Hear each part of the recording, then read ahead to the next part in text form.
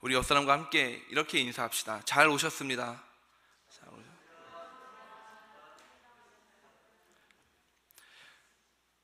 우리 한 번 더 이렇게 인사합시다. 조금 긴데요. 새해에 저랑 같이 예배 드리니 좋으시죠?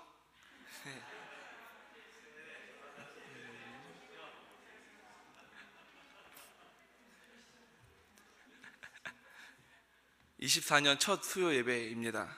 이 예배 자리 가운데 하나님의 은혜와 평강이 가득하기를 소망합니다. 한 사람이 네이버 지식인에 이런 질문을 남겼습니다. 지식은 정보를 통해서 얻는다고 하는데 아무리 지식이 무한해도 지혜가 없으면 성공할 수 없다고 합니다. 지혜는 어떻게 얻습니까? 지혜로운 사람이 되는 방법 좀 알려주세요 라고 이제 지식인의 이런 질문이 올라왔습니다. 여기는 딱 한 답변만이 달렸는데요. 이런 답변이 달렸습니다. 다양한 정보를 얻는다고 지혜를 얻을 수 없습니다. 다양한 경험을 통해 세상을 이해하고 경험을 바탕으로 올바른 판단과 행동을 할 수 있는 능력을 키우십시오. 그러면 지혜를 얻을 수 있을 겁니다. 오늘 설교 제목이 무엇입니까? 지식에서 무엇으로 갑니까? 지혜로. 성경은 지혜를 참 많이 강조합니다. 잠언 4장 7절은 이렇게 말합니다. 지혜가 제일이니 지혜를 얻으라. 네가 얻은 모든 것을 가지고 명철을 얻을지니라. 우리는 때로는 지식과 이 지혜를 같은 의미라고 또 생각을 하는 경우가 많은데 이 둘의 의미는 좀 비슷하지만 많이 다릅니다. 지식은 그 사실에 대해서 정확하게 알고 있는 것, 그것을 우리가 지식이라고 말하고요. 지혜는 그 지식을 제대로 사용하는 것, 그것을 우리가 지혜라고 합니다. 좀 더 정확하게 말하자면 지혜는 정확하게 듣는 것이라고도 표현할 수 있습니다.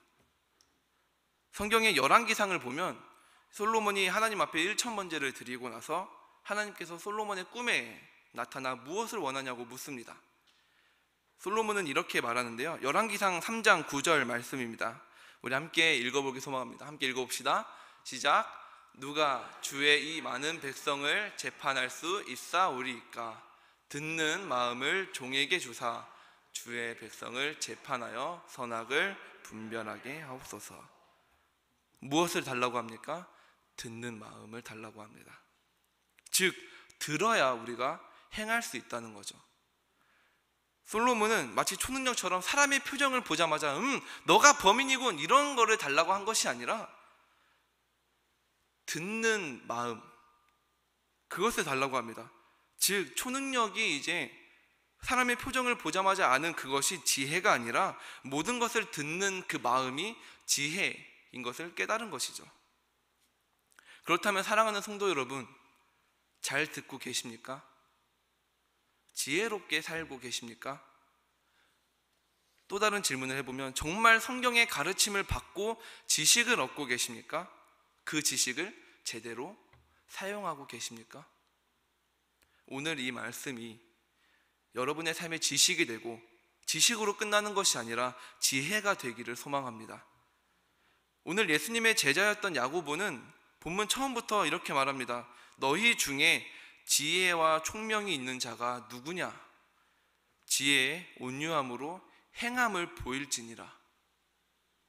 야고보가 지혜와 총명이라는 단어를 이렇게 사용한 이유는 그 당시 교회에서 교사나 이제 다른 직분을 가지고 있던 자들이 본인들 스스로가 나는 지혜와 총명이 있음을 내세우면서 살았기 때문입니다. 그래서 야고보는 교회에서 지혜가 있다고 해서 단순히 지혜가 있다고 교사나 사역을 감당할 수 없다고 지금 말하고 있는 것이죠. 그럼 무엇이 필요한가? 지혜와 지식을 삶으로 보여주는 행함, 그 행함이 지금 필요하다고 말하는 겁니다. 지혜롭고 총명하다고 말하면서도 온유함으로 선행을 나타내지 않으면 스스로를 지금 속이고 있는 사람입니다. 그리고 안타까운 사실은 오늘날 우리는 스스로 속이는 자가 되기도 한다는 것이죠. 제가 군대에 있을 때 일입니다. 처음에 이제 자대 이등병으로 딱 가게 됐는데, 이제 선임들을 얼굴을 한 명 한 명 보는데, 내일 이제 마지막 휴가, 이제 그 저녁을 앞둔 말년 병장이 저에게 이렇게 질문을 했습니다. 넌 저녁이 언제니? 벌써부터 웃기죠? 그래서 긴장 바짝 한 채로, 예! 이병 장지웅! 몇 년도 몇 월입니다! 이렇게 말을 하니까 이 선임도 이제 교회를 다녔었는데, 이 선임이 하는 말이, 예수님 재림이 더 빠르겠는데 라는 말을 남겼습니다. 제가 이 이야기를 하는 이유가 무엇일까요? 사랑하는 성도 여러분, 언제까지 준비만 하실 겁니까? 언제까지 사역을 준비만 할 것입니까? 우리는 준비가 돼야만 이제 사역을 감당할 수 있다고 생각합니다. 준비가 돼야만 주님의 일을 할 수 있다고 생각을 합니다. 내가 성장하고 나서 일단 내가 먼저 준비가 돼야 무언가를 하지. 그런데 이제 이 말년병장이 저한테 했던 것처럼 준비만 하다가는 정말로 예수님께서 재림하실지도 모릅니다.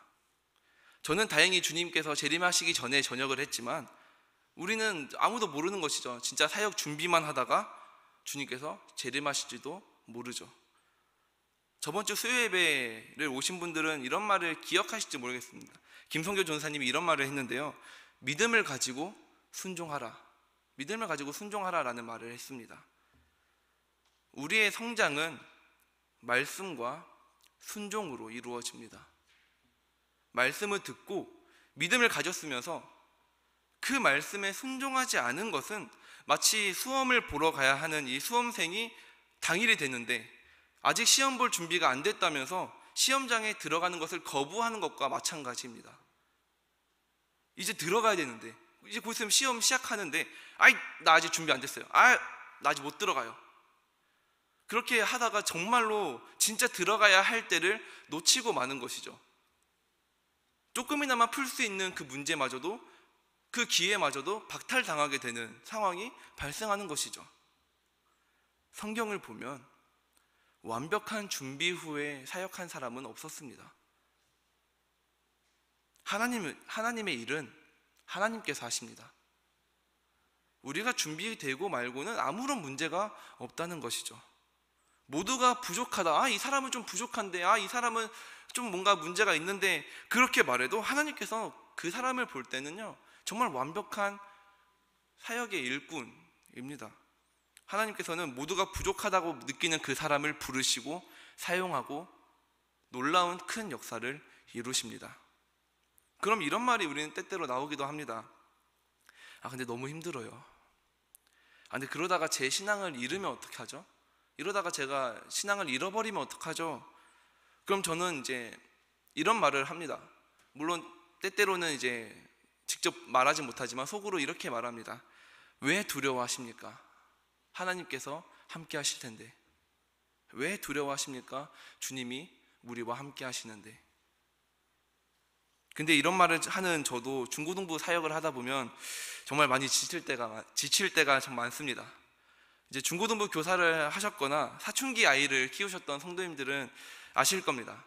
중고등부 아이들 말 지지리도 안 듣습니다. 진짜 안 듣습니다. 속에서 열불이 터지고 화병이 날 때도 참 많습니다.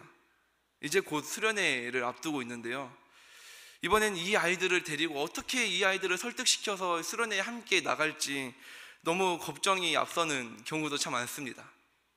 근데 그럼에도 저는 이제 교회 밖을 나가고 다른 교회 사람들을 만나면 로뎀교회 중고등부가 최고라고 저는 항상 말합니다.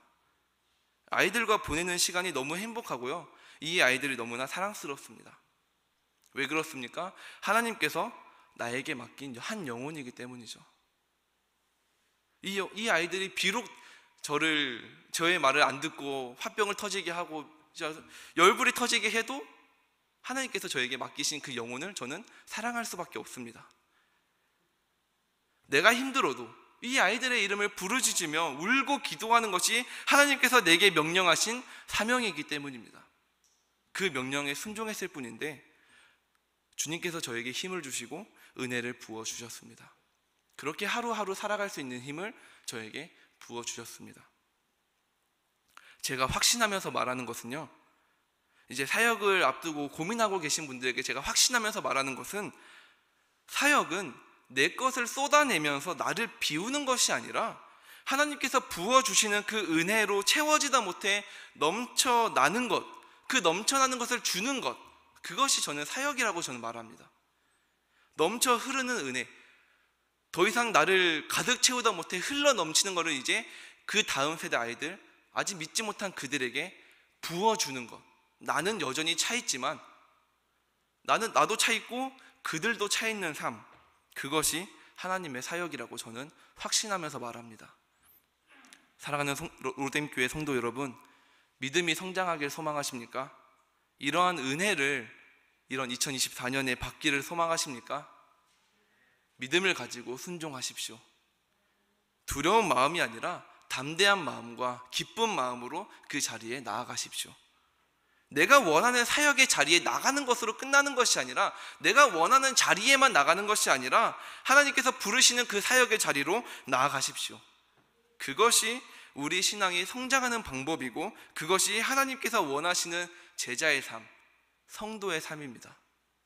진정한 사역은 다른 사람을 하나님 앞에 바르게 세우는 것입니다.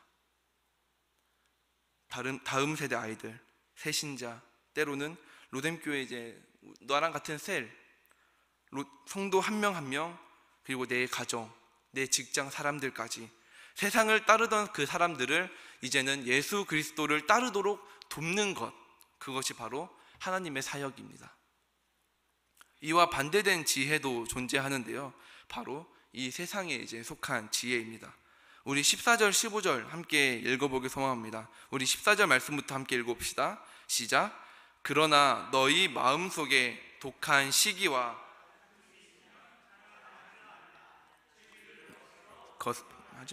15절도 함께 읽어봅시다. 시작. 지혜는 위로부터 내려온 것이 아니요 땅 위의 것이요 정욕의 것이요 것이니. 사탄은 계속해서 우리에게 속삭입니다. 세상은 계속해서 우리에게 속삭입니다. 이 정도면 됐어. 너 잘한 거야. 너가 굳이 손해보면서 그 자리에 있을 필요가 없어. 너 더 있어야 돼. 너 아직 그 일을 맡을 때 아니야. 너가 아직 나설 필요가 없어. 세상에 속한 지혜는 이러한 속삭임으로 시기와 다툼을 만들어냅니다. 그 시기와 다툼은 논쟁과 분열을 만들어내고 세상을 무너뜨리다가 이제는 교회와 공동체에 침투해서 서로를 무너뜨립니다. 너 왜 사역 그렇게 해? 너 왜 그때 나한테 그렇게 말했어? 너 왜 그때 그렇게 말했어? 그리고 가장 얄미운 말이 있죠. 다 너 잘되라고 하는 말이야. 나는 진짜 잘되라고 하는 말일 수 있겠죠, 그 사람 입장에서는. 근데 그 말 한마디가 때로는 그 사람을 무너뜨리고 나중에는 공동체를 무너뜨리는 수단이 되기도 한다는 것이죠. 야고보는 그러한 지혜를 자랑하지 말라고 합니다. 그러한 지혜 말고도 우리가 자랑해야 할 것들이 넘쳐나기 때문입니다. 그 자랑거리가 바로 이 책에 있습니다. 우리가 자랑해야 할 것은 바로 이 책 안에 다 있습니다. 우리가 유일하게 자랑해야 되고 드러내고 전해야 하는 지혜입니다. 이거 전하는데 우리는 한평생을 다 써도 모자랍니다. 근데 세상의 지혜를 자랑할 시간이 어디 있겠습니까? 로마서 1장 16절은 이렇게 말합니다. 내가 복음을 부끄러워하지 아니하노니 이 복음은 모든 믿는 자에게 구원을 주시는 하나님의 능력이 됨이라. 먼저는 유대인에게요 그리고 헬라인에게로다. 오직 복음만이, 오직 복음, 우리가 가지고 있는 이 성경, 이것만이 우리의 자랑이고 우리의 삶의 이유라는 것입니다. 이 자리에 나온 성도 여러분, 오직 위로부터 난 지혜만이 우리의 삶 속에서 드러나야 됩니다. 땅의 지혜가 아니라, 세상의 지혜가 아니라 하늘의 지혜가 드러나길 소망합니다. 우리는 이 가르침을 어떻게 그러면 사용해야 되는지도 정말 중요합니다. 어떤 감옥에 죄수가 들어왔습니다. 이 죄수는 너무나 착하고 성실한 사람이었습니다. 근데 한 가지 문제가 있었다면, 또 두 가지 문제겠죠. 한 가지는 범죄를 저질렀다는 것이고, 하나는 글을 몰랐습니다. 교육을 아예 받지 못했던 사람이었어요. 그래서 이제 글도 못 읽고 글자도 제대로 알지 못하는 그런 사람이었습니다. 근데 이제 너무 성실하고 너무 착하고 이러니까 이 교도관 한 명이 이제 글을 가르쳐 주기 시작했습니다. 글을 가르쳐 주고 이 제수가 나중에 출소할 때는 글을 자유롭게 읽고 쓰고 할 줄 알게 되는 그 정도의 수준까지 되었습니다. 그리고 이제 교도관과 헤어지고 이제 더 이상 죄짓지 말라라고 하고 서로 빠빠이 했는데, 그렇게 출소를 하고 얼마 후에 그 죄수가 다시 감옥에 왔습니다. 죄목은 공문서 위조였습니다. 죄인이 지식을 얻으면 그 결과는 이 이야기처럼 죄의 수준을 더 높이게 됩니다. 처음에는 좀 단순한 범죄였겠죠. 생계형 범죄였겠죠. 왜냐하면 글을 제대로 못 읽을 정도로 이제 교육을 못 받았던 사람이었으니까요. 근데 글을 배우니까, 죄를 없애지 못하고 글부터 배우니까 그 죄의 수준이 더 높아지게 되었죠. 성경은 선한 사람이 절대 없다고 말합니다. 예수님을 만나야 한다고 말합니다. 우리 안에 선한 것이 들어와야 합니다. 예수님을 만나서 우리 삶이 변화되지 않았다면, 그러면 우리 삶은 여전히 바뀌지 않는 것이죠.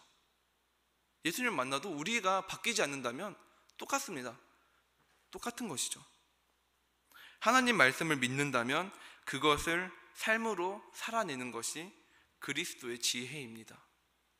그 가르침대로 살지 못한다면 우리는 지식에서 멈춰 있는 것이죠. 성경을 많이 읽어도, 성경을 통해서 성경의 지식을 우리가 많이 얻어도 이 지식대로 살지 못한다면, 이 지식대로 우리가 이 삶 속에서 드러내지 못한다면 우리는 지혜가 아니라 지식에서 멈춰 있는 사람에 불과합니다. 우리 인간은 정신 차리지 않으면 어느 순간 세상의 지혜에 끌려가는 삶을 살게 됩니다. 세상의 지혜에 끌려가지 않으려면 우리는 무엇을 해야 하냐?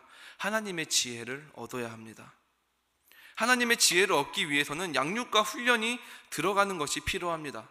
바쁜 상황 속에서도 다락방에 들어가 기도하고, 바쁜 상황 속에서도 주님을 예배하고 찬양하고 기도하는 삶, 그것이 이 교회가 아니더라도 내 삶 속에서, 내 가정에서, 내 직장에서 누구랑 있든 무엇을 하든 하나님을 예배하고 찬양하는 삶, 그것이 하나님의 지혜입니다. 그것이 우리가 세상에 끌려가지 않는 방법입니다. 그렇게 훈련함으로써 우리는 선한 열매를 채워야 하는데, 그 열매가 17절, 18절에 나오게 됩니다. 우리 17절, 18절 말씀도 우리 함께 읽어보길 소망합니다. 함께 읽어봅시다. 시작. 오직 위로부터 난 지혜는 첫째 성결하고 양순하며 긍휼과 선한 열매가 가득하고 편견과 거짓이 없나니. 18절. 화평하게 하는 자들은 화평으로 심어 의의 열매를 거두느니라. 아멘. 조금 이상한 것들 있죠. 의의 열매를 거두느니라. 근데 우리 17절부터 18절까지 정말 많은 열매들이 나왔습니다. 그렇다면 열매들을 거두느니라 이렇게 해야죠. 근데 오늘 성경은 열매를 거두느니라. 그 말은 무엇입니까? 이 모든 열매가 다 하나라는 것입니다. 이 열매를 다 우리가 따로따로 나는 성결만 지킬래 이것이 아니라, 성결을 지키기 위해서 화평하고 관용하고 양순하고 긍휼하고 선한 열매가 가득해야 하고 화평해야 한다는 것입니다. 따로따로가 아니라 하나, 단 하나라는 것이죠. 콩 심은 데 콩이 나고 팥 심은 곳에는 무엇이 납니까? 팥이 납니다. 근데 만약에 콩을 내가 분명 심었는데 팥이 난다면 둘 중 하나입니다. 내 눈이 지금 이상하거나 내가 팥을 콩으로 착각하는 바보가 되었거나, 마찬가지로 화평을 심은 곳에 화평이 납니다. 화평을 심은 곳에는 화평만 납니다. 선한 열매를 심었으면 마찬가지로 선한 열매만 그 자리에서 납니다. 나는 선한 열매를 심었다고 생각했는데 편견과 거짓의 열매가 열렸다면 그것은 내가 지금 잘못된 열매를 심었다는 것이죠. 화평을 심고 거두는 것은 매우 어려운 일입니다. 누군가는 몇 달, 누군가는 몇 년이 걸쳐 그것을 기르고 수확합니다. 누군가는 그 화평을 평생의 시간에 걸쳐서 이 시간이 걸리기도 하는데, 하지만 우리가 분명하게 알아야 할 것은 우리는 반드시 이 열매를 심었다면, 의의 열매를 심었다면, 화평의 열매를 심었다면 그 열매를 반드시 거둔다는 사실을 기억하는 로뎀교회가 되기를 소망합니다. 심었다면 반드시, 언제가 걸릴지 몰라도 반드시 그 열매는 수확하게 됩니다. 울며 씨 뿌리는 자는 반드시 기쁨으로 곡식단을 거두리로다 라는 말씀처럼 정말로 참된 지혜를 따라가는 삶 속에서 우리는 반드시 열매를 맛보게 될 것입니다. 이제 말씀을 좀 정리하고자 합니다. 오늘 주보를 보면 야고보서의 주제가 이제 적혀 있습니다. 뭐라고 적혀 있습니까? 행함이 있는 믿음. 행함이 있는 믿음입니다. 오늘 설교 제목 무엇입니까? 지식에서 지혜로. 지식은 뭐라고 했습니까? 정확하게 아는 것. 지혜는 그 지식을 제대로 사용하는 것. 사랑하는 성도 여러분, 지식을 얻으셨습니까? 말씀을 통해서 지식을 얻으셨습니까? 그러면 그 지식에서 멈추시겠습니까? 아니면 한 걸음 더 다가가 이제는 지혜로 나아가시겠습니까? 지식이 있는 사람이 되실 겁니까? 지혜에 있는 사람이 되실 겁니까? 올 한 해 2024년 이 새해 첫 수요예배 자리에 나온 우리 모두가 이제는 지식에서 지혜로 성장하는 그런 시간이 되기를 주님의 이름으로 소망합니다. 새롭게 시작될 24년도 위로부터 난 지혜가, 땅으로부터 난 지혜가 아니라 위로부터 난 지혜가 저와 여러분의 삶 가운데 가득하기를 주님의 이름으로 소망합니다.